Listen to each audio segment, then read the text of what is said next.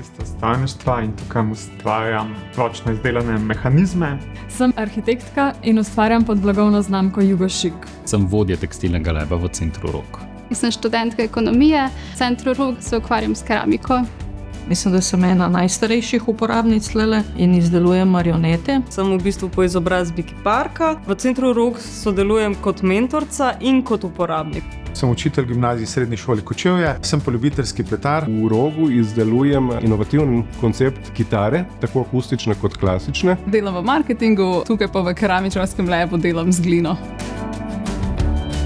Predelujem stara jugoslovanska svetila v nove sodobne luči in v steklarskem labu Centra Rog pripravim ta stara stekla za ponovno uporabo. Zelo prav pride, da imaš na voljo tudi druge lebe. Sama prej nisem delala s steklom, tako da sem se tudi tukaj prek usposabljanja naučila uporabe orodij in to mi je odprlo pač eno še novo možnost ustvarjanja. To, da jaz moram delati s tekstilom, je zato, ker to je neka moja samouresničitev. V Center Rog sem prvič prišla marca lani, ko sem se udeležila usposabljanja. Potem v bistvu kmalu zatem sem šla tudi na tečaj. Zdaj pa že eno leto kasneje smo pa letos julija imeli tudi svojo pop-up trgovinico. V bistvu pletarstvo je ena taka zelo meditativna dejavnost, sproščujoča, pa hkrati ustvarjalna. Se pravi, če hočeš nekaj s svojimi rokami delati, je to idealna stvar. Že ko se je Center Rog odpiral, sem videl to kot eno priložnost.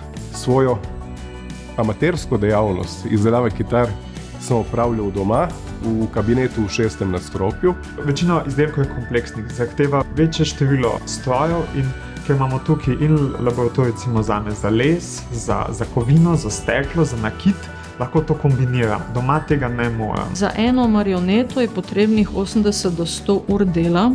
Zato sem se jaz odločila in sem tlele zakupila kar celoletno karto, kar pomeni, da lahko rezerviram delavnico v bistvu kjerokoli. Mogoče na začetku ne bo uspelo, ampak vaja dela mojstra in mojster dela vajo. Ena taka sprostitev, res lepa aktivnost, ki se lahko sredotočiš na to, kaj delaš, pa odmisliš vse ostalo. Je dost vaje, pa treninga, pa ne uspe vse v prvem poskusu. Ampak jaz si nisem pred enim letom predstavljala, da bom delala potičnike. Pri nas imamo ogromno enih krožkov in delavnic, ki na novo učijo tradicionalne in stare tehnike. V tekstilu konkretno imamo klekljarski krožek, ročne statve, ročno pletenje in gospodinjske pletilne stroje. Interesa za te tehnike je pa vse več. Ti pridobivaš neko znanje, če ga želiš. Lahko si zelo individualen, lahko se pa prepustiš v bistvu vsem znanjem, ki ga mi mentorji ali pa vodje, pa tudi drugi uporabniki imajo. Potem ti znanje samo raste. Tako mentorstvo na tako visokem nivoju je super. Predvsem znanje posameznih mentorjev in pa njihov entuziazem pri uvajanju novih članov, pa spodbujanje nekega ustvarjanja. Je super, da imaš na voljo mentorice. Vem, da so veliko spraševali glede zlaganja v peč, pa smo kdaj tudi skupaj zložili not. In meni je super, ko pridem sem in da so potem tudi tukaj neki drugi ljudje, ki ustvarjajo. Se mi zdi, da ima velik potencial tudi tako, da preskoči neka ustvarjalna iskrica, pa da se mogoče začne kakšno sodelovanje. Je neko tako svobodno, spodbujajoče okolje, kjer je dosti enostavno ustvarjati. Kreativen prostor, ki se lahko z drugimi spoznaš, pogovarjaš, res tak družabno ustvarjanje. Meni so tle v Rogu, v studiu v 3. nadstropju najlepša jutra. Ko prideš ob 6. zjutraj, odpreš okna, kljub temu, da smo v centru Ljubljane, je tišina, pogled na Ljubljanico in ti delaš tisto, kar te najbolj veseli. Prostor, ki ni dom, ni služba, je nek tretji prostor, kjer razvijaš veščine, ki te veselijo, ki jih želiš usvojiti, ne tiste, ki jih mogoče moraš. Prostor, iz katerega puhtijo ideje. Tak prostor jaz rabim. Včasih smo ga imeli na akademiji, v ateljejih.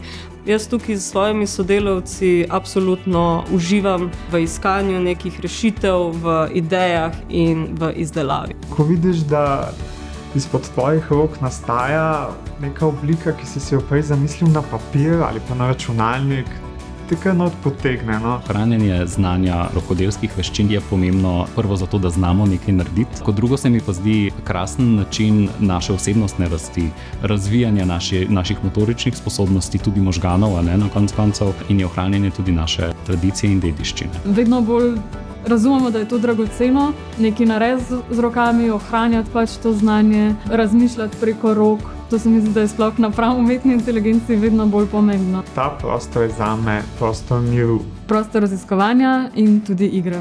Prostor učenja, odkrivanja in veselja.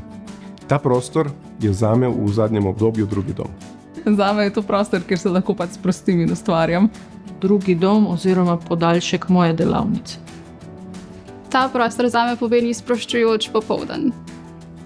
Ta prostor je zame eno tako žarišče idej.